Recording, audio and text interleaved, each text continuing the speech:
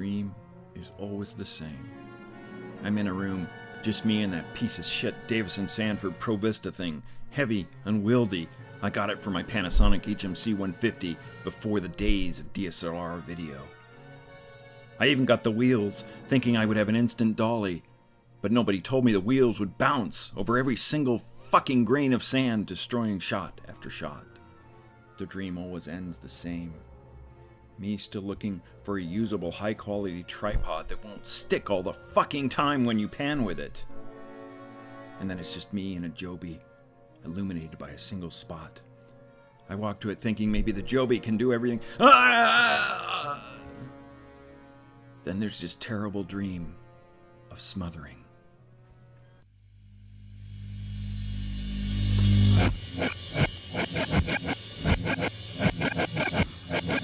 Are you experienced? Are you experienced? Welcome to the Kevin Condor product review experience. Today, a couple of Benro tripods. Now, if you're like me, you probably have quite a few tripods. The reason is I keep trying to get something smaller that does the job better. So here we have a couple of Benro tripods. One is a full-size tripod, the other is a travel tripod. So let's take a look at them, let's compare them, let's see the pros, advantages, and disadvantages of both. Let's go. And so here we have both tripods snug in their little cases. The only thing I can find for scale is a knife. I don't know where the heck my tape measure is. But you can see that the S8, the one in the back, is quite a bit larger than the S4, about a foot longer. And here, let's take the S4 out of the bag, shall we? Now, the main selling point with the S4 is the reversible legs. And they fold up and reverse. There you go. So when they're straight out like that, they fold back up, just like a lot of light stands do nowadays. But do notice that on the center column where the tripod head is, the entire head has to be above the foot of the leg when it folds back up. So it's not quite as small as you might think it is. The way to get around that is to unscrew the tripod head. Then you have some very manageable size legs, and the tripod head you can put in your bags fairly easily. So what's in the bag? Nothing. No, there's a zippered pocket. And in the zippered pocket is instructions and a hex wrench. How many hex wrenches do we need? I think I have about 50 right now. Put it back in there. All right, let's go see what's in the S8 bag. This is the S8 bag. And the S8 bag is much fuller. Look at that. It's got a Velcro strap so your legs don't bang all around. And look, it's got a full set of replacement legs and 2 hex wrenches. 2! So you have 3 hex wrenches if you buy 2 Benro tripods, I guess. All right, well, I don't know how usable those feet are, but... All right, so anything else inside the bag? I know there's... Oh, look at that. There's a watch battery, and that's for the illuminated bubble level, which we'll come to later. It's probably the best feature of the tripod. All right, now we pull out the S8. This is a very heavy, full-featured tripod, and it's heavy. There it is. It's a beauty. Look at that. You gotta get that one in. Let's get them side by side to see how big they are. All right, here we got them side by side. Note the knife again for scale, and you can see the huge difference. That head is like 3 times as big as the smaller head, and yeah, big difference in the legs too. So there you see a full-size tripod and a travel tripod from Benro. So you do really have to be careful when you put them down flat on the ground to make sure that they lock out, because they are not very good at locking out on themselves. You press these buttons to lock the leg in position, but it does have to be a certain diameter out before it'll lock properly. You can see there it's locked. Once it's locked though, it's pretty good to go. But that's a little bit of a problem because I find this kind of difficult. If you have a heavier camera, you're having to maintain the weight while you're getting these in the right position to lock it out. They won't lock out in a position like here. Here it's not safe. They're not locked, see? So you got to get them out a certain diameter before you can lock them. But that's one of the things that you have to pay for with a travel tripod, I guess. This is not an issue with the S8. We'll see in a moment. Let's take a quick look through the tripod. Of course, it has an arm control here. This is all aluminum. Pretty good quality, pretty good rubberized grip. This model has the ball control here. It does have a handy dandy little bubble level there. This will control the horizontal pan. And this serves both as a counterweight and it can lock off the vertical pan. It really isn't a tension controller. I suppose you can kind of get it in there so it controls a little bit of tension, but it's not really very smooth. It's really meant just as a lock or as a counterweight. So you can see all the weight in the light. You can see there's a little bit of counterweight there because this is a very light rig. So what do I like about this tripod? Of course, its portability. I think it's a little unstable in the legs to get it set up. I think that's an issue. It does also have a little plastic part here, which I'm not real crazy about. The rest of it seems to be pretty solid. I did get some sand into the leg lock somehow.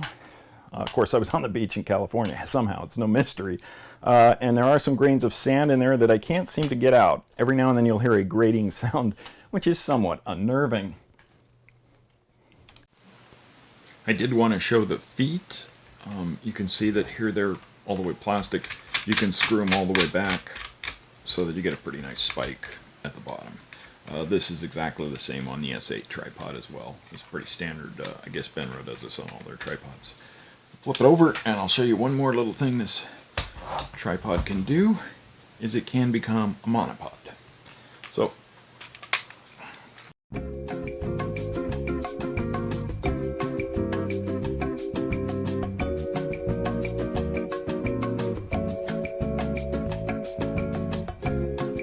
that's unscrewed.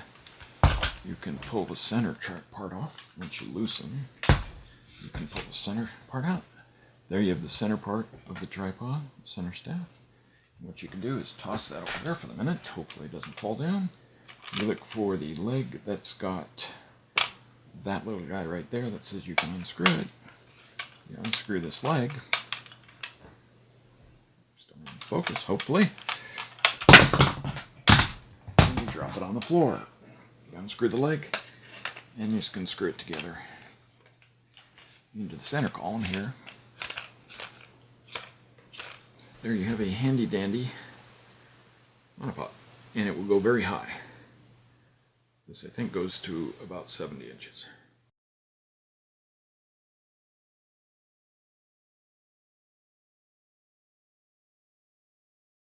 Alright, here we are in the Benro S8 with aluminum legs. This is the big boy. They do make a couple of tripods bigger than this. I don't know, to hold a house on them or something. This head is quite huge and quite heavy. It has to be seen kind of to be believed. If you have any doubts about it, please see it at a camera store. Pretty much everybody's pretty astonished when they see how big it is. But okay, here we are. Here's the counterbalance. It's got 0, 1, 2, 3, 4 settings. Setting 1. This is a Blackmagic Cinema camera with a big lens and a bottom plate. I weighed this earlier today at 3.12 kilograms, and spring setting 1 handles it quite easily. So spring 2 and 3, counterbalance 2 and 3 are probably for at least a huge red setup anyway. It would have to be something pretty heavy. It does have both vertical and horizontal drag controls. The horizontal drag controls right here. It does not have any numbers. It is just a turn until burn. Turn until it locks up at the end. You can use any part of the turn, any part of the circle, of course. Here at the heavier setting, at the highest drag setting, you can see it's got a good amount of drag applied. Here on the lighter one, go the other way, and you can see it's quite easy to move it at that point. But still a very nice drag. I do hear something crunch in there a little bit. I don't think it's anything. I think it's just the spring contracting. I really have not used that all this much, and it does seem to be getting better. Does not affect performance at all. Just something to be aware of. I don't think it's any kind of an issue, though. Here we go over to the other side.